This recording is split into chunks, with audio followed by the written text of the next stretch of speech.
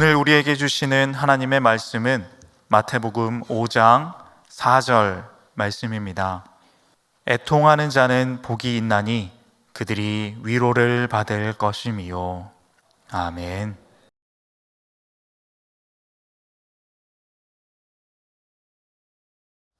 오늘은 8가지 행복 두 번째 시간 애통하는 자라는 제목으로 하나님 말씀 증거하도록 하겠습니다. 지난 1월에 팔복 설교를 하면서 예수님이 이 땅 가운데 오셔서 8가지 복을 선포하셨고 그 복을 친히 성취하셨다 말씀드렸습니다. 그래서 많은 성경학자들은 이 팔복을 우리 주님의 자화상 같은 본문이다 표현하고 해석합니다. 오늘 두 번째 복인 애통한 자의 복에 대해서 말씀드릴 텐데, 우리 주님께서도 이 땅 가운데 오셔서 애통한 심령으로 이 황무한 이 땅과 창조 세계를 바라보셨습니다. 그래서 신약 성경에 보면 우리 주님이 웃으셨다는 기록은 등장하지 않는데, 반면에 우리 주님이 우셨다라는 기록은 3번이나 나옵니다. 복음서에서 2번 등장하고요, 히브리서에서 1번 등장합니다. 하나님이 보시기 좋으신 이 창조 세계를 예수님께서 이 땅에 강림하셔서 보셨을 때 너무나도 달랐고, 너무나도 괴리가 있었고, 너무나도 변질되어 버린 모습 때문에 주님은 눈물을 흘리셨습니다.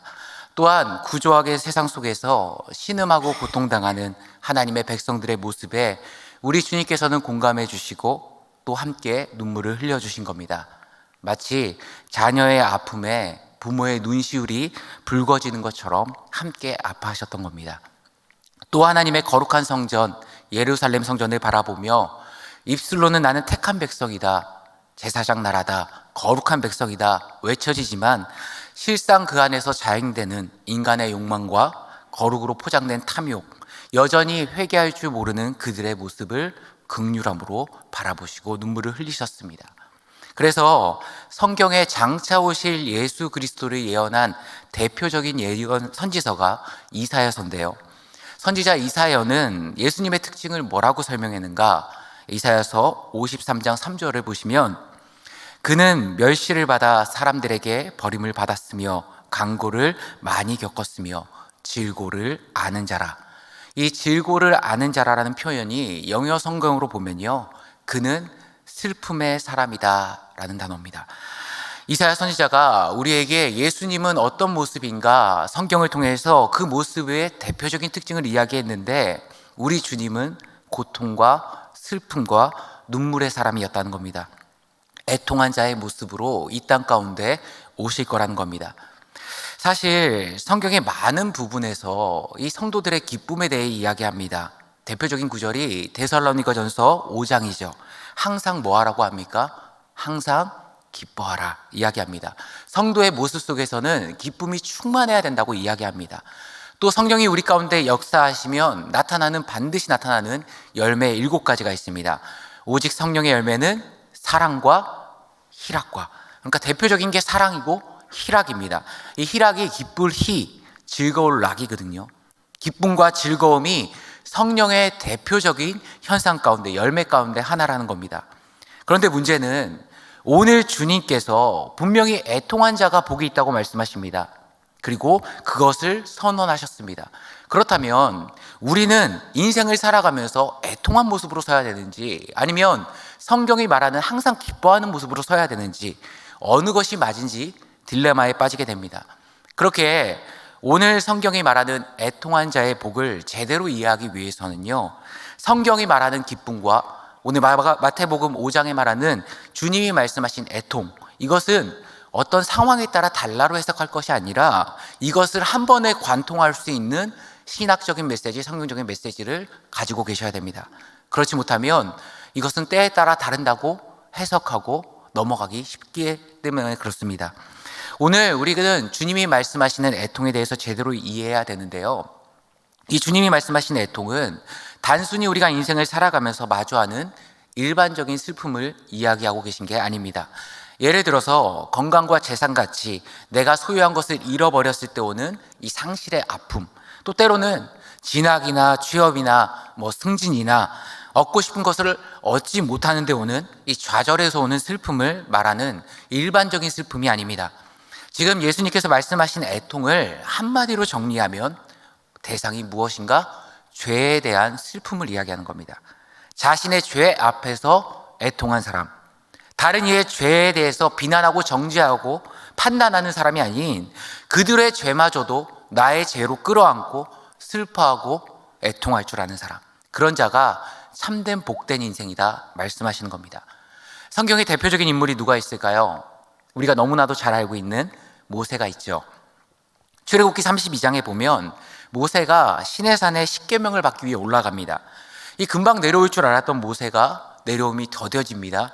하루가 지나고 이틀이 지나고 슬슬 이스라엘 백성들이 불안하기 시작한 겁니다. 모세한테 무슨 일이 생겼나? 혹시 저 올라가서 죽기라도 한 거 아니야? 결국에는 자신들이 애굽에서 가지고 나온 금부치를 가지고 무엇을 만듭니까? 금 송아지를 만듭니다. 이게 얼마나 기가 찰 노릇이냐면요, 하나님의 법이 세워지고 만들어지는 그 거룩한 기간에 밑에서는 가장 음란하고 가장 타락한 우상 숭배가 자행되고 있었던 겁니다. 그렇게 하나님이 노하시면서 이렇게 말씀하십니다. 출애굽기 32장 9절과 10절을 보시면 여호와께서 또 모세에게 이르시되 내가 이 백성을 보니 목이 뻣뻣한 백성이로다. 그런즉 내가 하는 대로 두라. 내가 그들에게 진노하여 그들을 진멸하고 너를 큰 나라가 되게 하리라. 모세야, 이 이스라엘 백성들 목이 도저히 뻣뻣해서 안 되겠어. 이제는 내가 도저히 참을 수 없을 것 같아. 나 말리지 마라. 내가 그냥 다 진멸하고 모세 너로부터 그냥 새롭게 다시 시작할게. 그렇게 말씀하셨을 때 모세가 어떻게 나오는지 아십니까? 31절과 32절 보시면 모세가 여호와께 다시 나아가 여짜오되 슬프도소이다. 이 백성이 자기들을 위하여 금신을 만들어 싸우니 큰 죄를 범하였나이다. 그러나 이제 그들의 죄를 사하시옵소서. 그렇지 아니하시오면 원하건대 주께서 기록하신 책에서 내 이름을 지워버려 주옵소서. 내 죄가 아니야, 괜찮아. 내랑 상관없는 일인데, 그렇게 외면했던 게 아니라 자신의 민족의 죄까지도 자신의 죄로 끌어안고 애통하며 가슴 찢으며 통회함으로 하나님 앞에 나아갔다는 겁니다.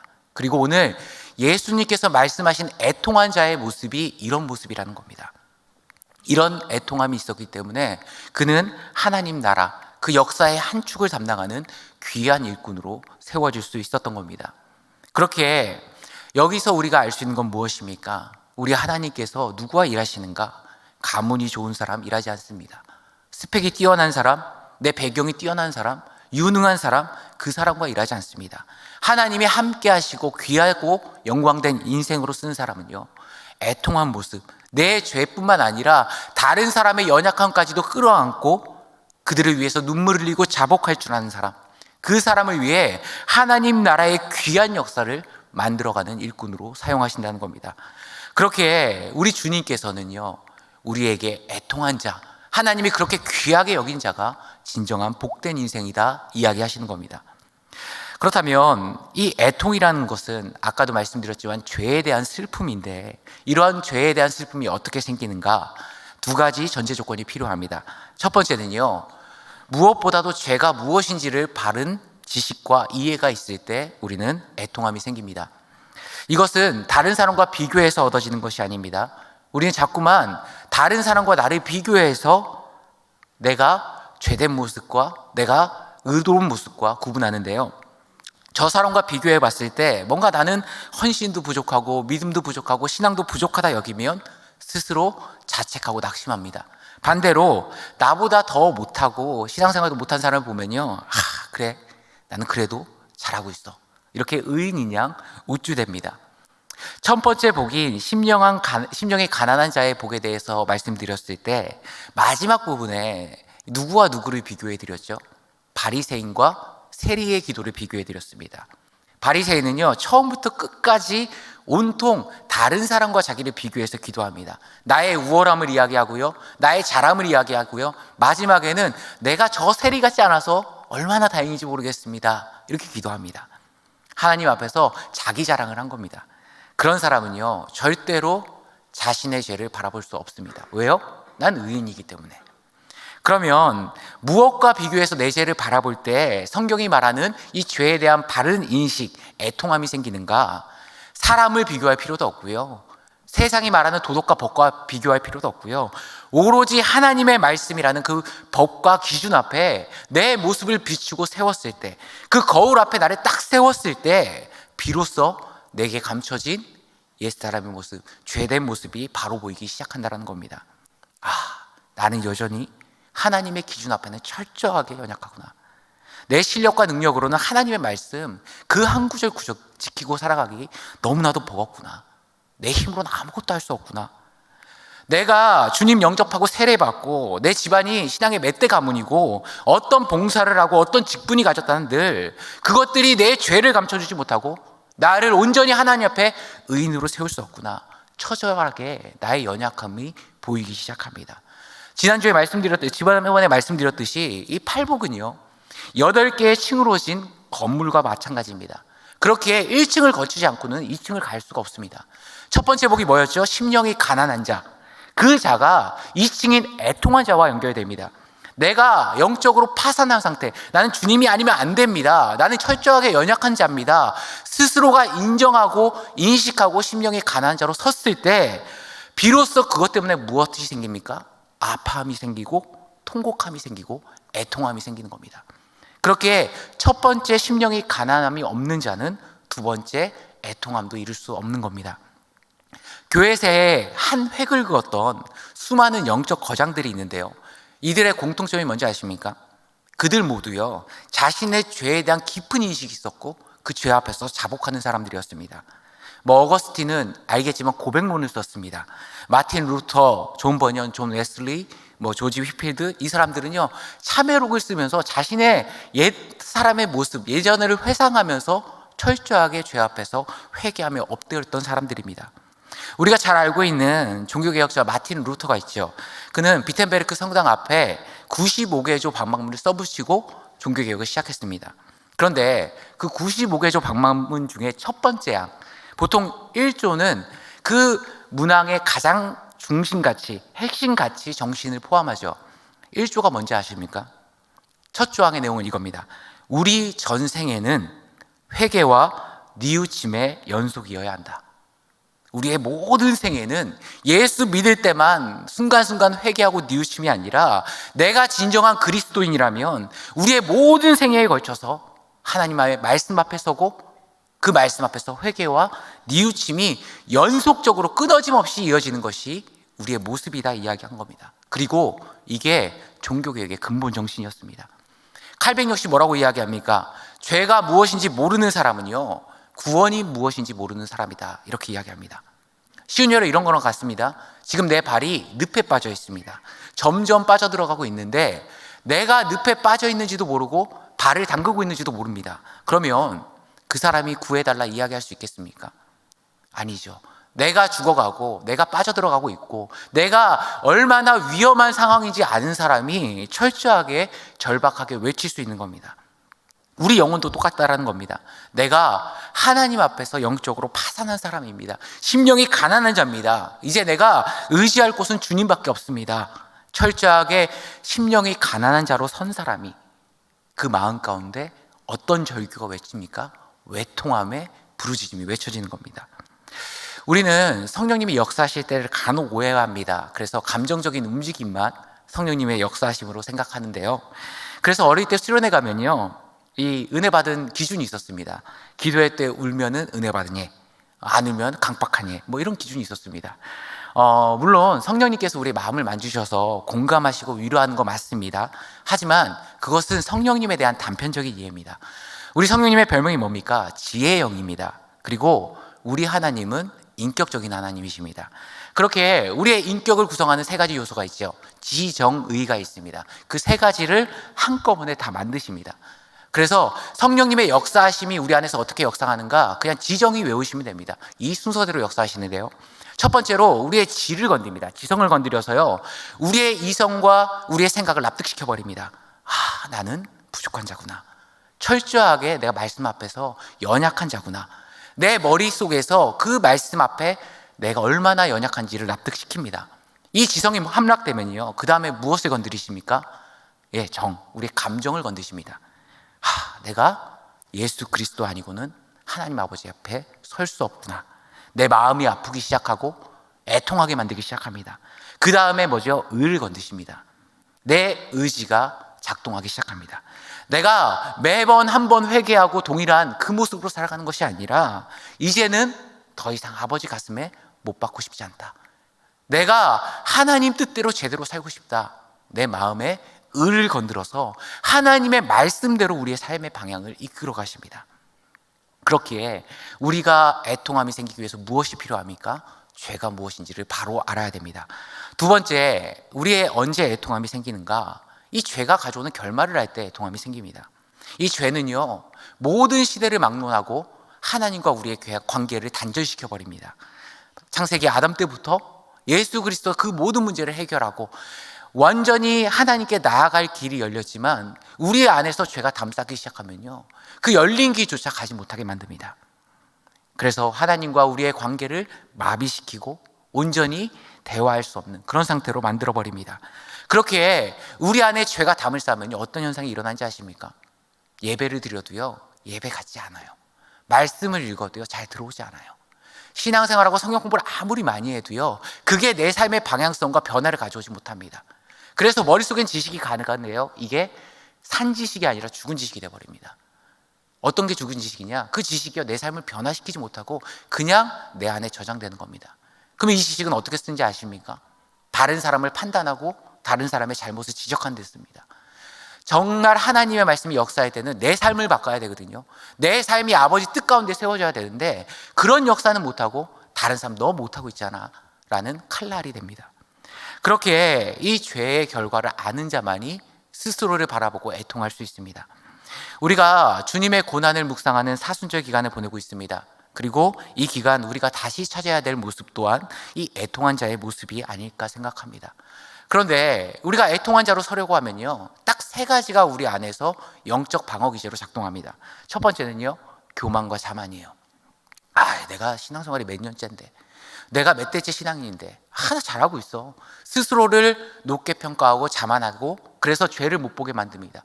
대표적인 게 바리새인과 제사장 서기관들 가운데요, 성경에서 단 한 명도 하나님의 말씀 앞에서 애통한 자로 주목한 사람은 없었습니다. 두 번째 뭐죠? 내 내면에서 합리화시킵니다. 내가 죄를 보면 불편하잖아요. 그러니까 뭐라고 합리하냐? 너 죄를 지어도 하나님이 사랑하셔. 이 정도 죄는 살아가면서 누구나 다 지어. 내 안에서 내가 스스로 속삭이고 나를 보호합니다. 세 번째 방어 기제 뭐죠? 내일이라는 방어 기제가 있습니다. 그래, 내가 하나님 앞에서 애통한 자로 서야지. 내일부터 열심히 해야지. 우리 다이어트 할 때도 그렇잖아요. 내일부터 열심히 해야지. 그런데 어거스틴이 고백론에 보면요, 자기 젊은 시절을 돌아보면서 썼던 글이 있어요. 자기의 정욕을 제어하지 못하고 늘 무너졌던 자신의 모습을 아주 냉정하게 평가해서 기록하는데 뭐라고 평가했는지 아십니까? 내가 항상 넘어졌을 때 다른 사람으로 넘어진 것이 아니라 내 스스로가 나를 넘어뜨렸는데 그 넘어뜨리면은 내 안에 속삭임이 있었답니다. 내일 하지 뭐, 내일 끊지 뭐, 내일부터 제대로 시작하지 뭐. 이 내일이란 단어가 나를 넘어뜨렸다 이야기합니다. 그렇게 우리가 이 사순절 기간 애통한 자의 모습으로 서기 위해서는요, 반드시 이 영적 세 가지 방어 기제를 깨트려야 됩니다. 그렇다면 우리는 어떻게 애통한 자를 서야 될까? 이것에 대해서 아까 말씀드린 애통과 항상 기뻐하라라는 부분을 지금부터 관통시켜 드리겠습니다. 이제부터 좀 집중하시면 좋을 것 같습니다. 오늘 마주하고 있는 마태복음 5장 4절에 헬라 원어 그대로 직역하면 진정한 행복이다 애통한 사람들은. 왜냐하면 그들이 반드시 위로를 받을 것이기 때문이네. 위로를 받는다라고 이야기합니다. 위로가 중요한데요, 이 단어를 보면은 헬라어 파라칼레오라는 단어입니다. 이 파라라는 단어는 뭐뭐 곁에라는 뜻이고요, 칼레오라는 단어는 부르다라는 뜻입니다. 즉 위로를 받을 것이면 조금 풀어서 얘기하면 내가 내 죄에 대해서 슬퍼하고 내 가족과 내가 속한 공동체와 이 나라 민족의 죄를 가지고 다른 사람의 죄가 아닌 내 죄로 끌어안고 기도하는 자는 곁에서 부르다. 우리 주님께서 그 곁으로 오셔서 그의 이름을 부르시고 위로하신다는 겁니다. 대원아 괜찮아. 너가 그렇게 애통하지만 내가 네 마음 잘 알고 있단다. 너 너무 힘들어하는 거 알지만 괜찮아. 내가 너와 함께 할게. 참된 위로를 주신다는 겁니다. 그런데 이 위로라는 단어가요, 복음서에 한 군데 더 쓰여 있습니다. 어디냐면 요한복음입니다. 언제 사용된지 아십니까? 보혜사 성령을 사용할 때 이 단어가 사용됐습니다. 바꾸어 말하면 오늘 본문은 이렇게 번역할 수 있습니다. 애통한 자는 복이 있나니 그들이 위로를 받을 것이며, 바꿔 얘기하면 뭐죠? 애통한 자는 복이 있나니 그들이 성령을 선물로 받을 것이며. 우리가 가난한 심령으로 죄 앞에 애통하는 자, 자복하는 자의 모습으로 섰을 때, 가슴을 찢으며 주님께 나아갔을 때 성령님께서 우리 가운데 선물로 임하시고 우리를 위로해 주시고, 하나님 앞에 있던 나의 모든 장애물들, 내가 죄를 보지 못하게 만드는 그 영적 방어 기제들을 성령께서 다 부두시고 깨트리시고 해결해 주신다는 겁니다. 무죄했던 나에게 얼마나 연약한 모습인지를 깨우쳐 주시고, 세상에 두려워 떠는 나에게 보호자 되시고, 마귀와 세상이 나를 정죄하고 나를 비방하고 다가올 때 그 친히 위로자 되셔서 위로자로 내 곁에서 변호해 주신다는 겁니다. 우리 각 사람의 심령 가운데 친히 찾아오사 위로해 주시고 우리의 상처를 싸매 주시고 우리 인생 가운데 눈물을 닦아 주신다는 겁니다. 그리고 이 성령님이 내주하실 때 우리의 인생의 문제의 임시방편이 아니라 정말 근원적인 치료가 이루어집니다. 이사야서 66장 14절에는 성경의 위로가 임하면 이렇게 된다라고 기록되어 있는데요, 함께 보시면, 너희가 이를 보고 마음에 기뻐서 너희 뼈가 연한 풀의 무성함 같으리라. 우리의 마음이 기뻐진답니다. 이제 연결이 되신가요? 항상 기뻐하라. 어떻게 기뻐할 수 있는가? 애통한 자의 모습으로 서면 하나님의 성령이 우리 가운데 내주하시고 우리 인생을 위로하기 시작합니다. 그러면 그 위로받은 자의 특징이 무엇인가? 그 마음에 심령의 기쁨이 샘솟아난다는 겁니다. 두 번째, 너희 연한 풀이 무성함 같다. 이건 무슨 뜻이냐면요, 우리의 근심할 때 뼈가 상한다라고 성경은 비유해요. 그런데 그 뼈가 풍성해진다. 그 말은 단순히 내 인생 가운데 위로로 끝나는 것이 아니라 정말 나를 근심하게 하고 염려하게 하는 모든 문제를 하나님의 성령이 풍성함으로 덮어버리신다는 겁니다. 이런 은혜와 축복이 이 사순절 기간 여러분께 임하기를 원합니다. 오늘 말씀을 정리하도록 하겠습니다. 우리는 사순절 기간 주님의 고난 앞에 반드시 나의 모습을 세우고 말씀의 거울 앞에 나를 비추고 이 사순절 기간을 주님을 닮아가기 위해 살아가야 합니다. 매번 반복되는 절기가 아니라 우리는 애통한 자의 복을 소유한 백성으로 설 수 있어야 됩니다. 단 한 구절의 말씀도 제대로 지키지 못하는 나의 불편한 모습과 마주해야 되고, 나의 죄뿐만 아니라 우리 민족과 이 공동체와 이 나라를 위해서 또 내 옆에 연약한 지체의 죄를 내 죄로 끌어안고 하나님께 애통함으로 나갈 줄 알아야 됩니다. 우리가 그런 모습으로 섰을 때 하나님께서는 어떻게 역사하십니까? 우리의 각 사람의 심령에 보혜사 성령님을 보내주셔서 세상이 제공하는 날카롭고 상처 입히는 위로가 아니라 친히 우리의 이름을 부르시고 우리의 눈물을 닦아주시고 우리의 상처를 싸매주시고 내 안에 존재하는 그 상처의 근원마저 치료하셔서 항상 기뻐하라, 그 놀라운 기쁨이 무엇인지를 깨닫게 해주시고 내 인생의 모든 염려와 근심을 거두어 가시고 기쁨으로 채워주신다는 겁니다. 이런 사순절 기간 주님의 애통한 자의 모습이 여러분 삶 가운데 있기를 원하고, 놀라운 위로와 축복이 여러분 삶에 충만하게 넘쳐나기를 간절히 축원합니다. 함께 기도하시겠습니다. 참 좋으신 하나님 아버지, 우리가 주님 앞에서 애통한 자의 심령으로 서게 하시고 이 사순절 기간 다시금 하나님의 위로와 성령님의 내주하심으로 충만한 주님의 자녀 되게 하여 주옵소서. 그래서 세상이 말하는 행복이 아니라 하나님 아버지가 공급하시는 참된 행복을 소유한 인생 되게 하여 주옵소서.